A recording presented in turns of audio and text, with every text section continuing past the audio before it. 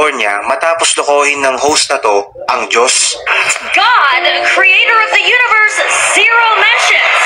No surprise in this godless town. Mga kaibigan, nito lamang January 6 ay ginanap ang 82nd Golden Globe Awards na nangyari sa Beverly Hills, California.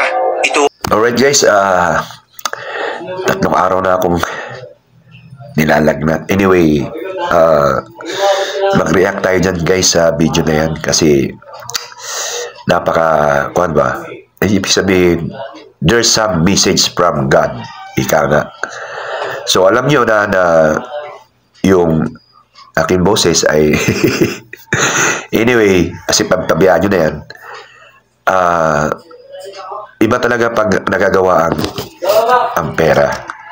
Sabi nga nila ang may mga Diyos lang daw ay yung mga lugar ng mga mahihirap. Yung daw lugar ng mga mayayaman ay wala daw, hindi sila naniniwala ng Diyos. Yan ang nagagawa ng pera guys.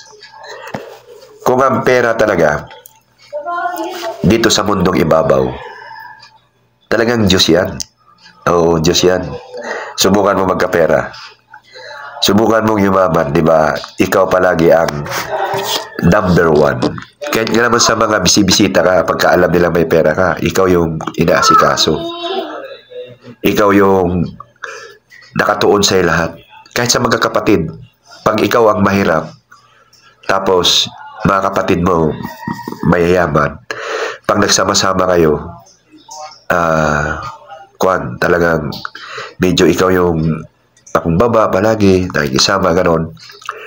Hindi masama guys na maging mayaman tayo. Wala namang masama doon Ang masama doon, kung binigyan natin ng tinatawag na siya yung naghahari sa ating puso at isip.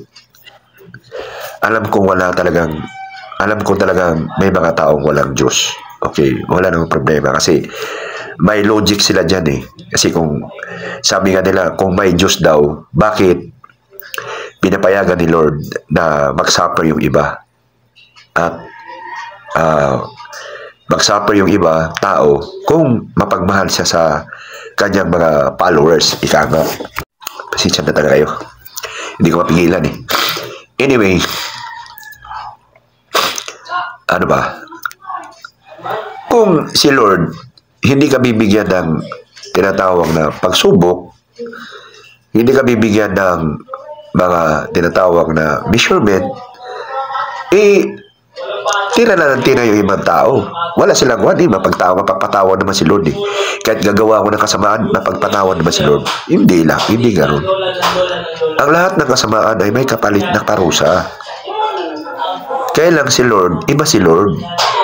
Mapagbigay siya.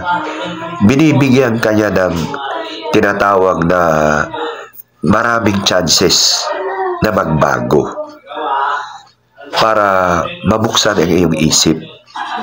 Mabuksan ang iyong isip.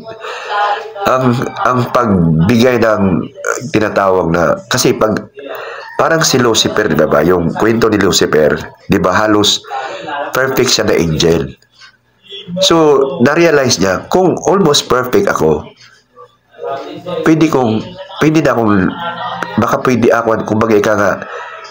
lang labanan si yung God the Father natin.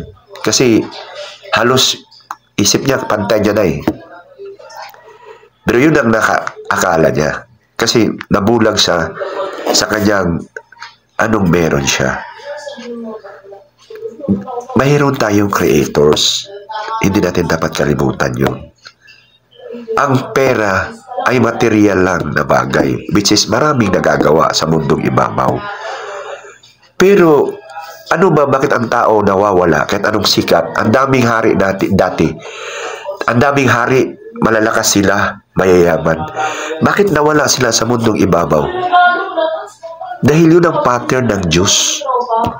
Yun yung pattern ng Diyos na tayo ay tao lang. Kahit balutin tayo ng pera sa ating katawan, tayo ay aalis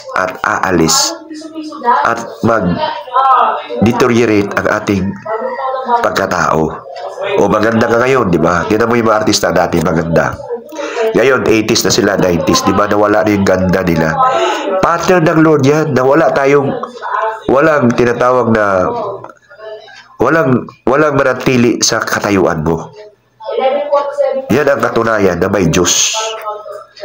Hindi yung porkit marami kang pera, mayaman ka, godless na ka.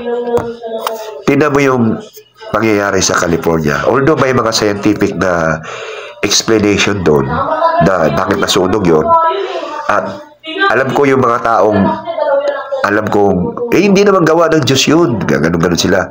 Kasi wala silang Diyos nga eh. Ganito na lang guys. God moves in mysterious way. Kahit sabihin mong may scientific explanation yan, pero si God moves in mysterious way. Diba?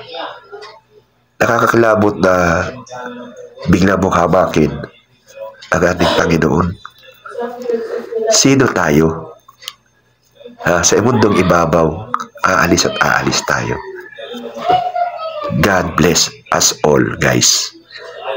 At dasal niyo ako pag gumaling.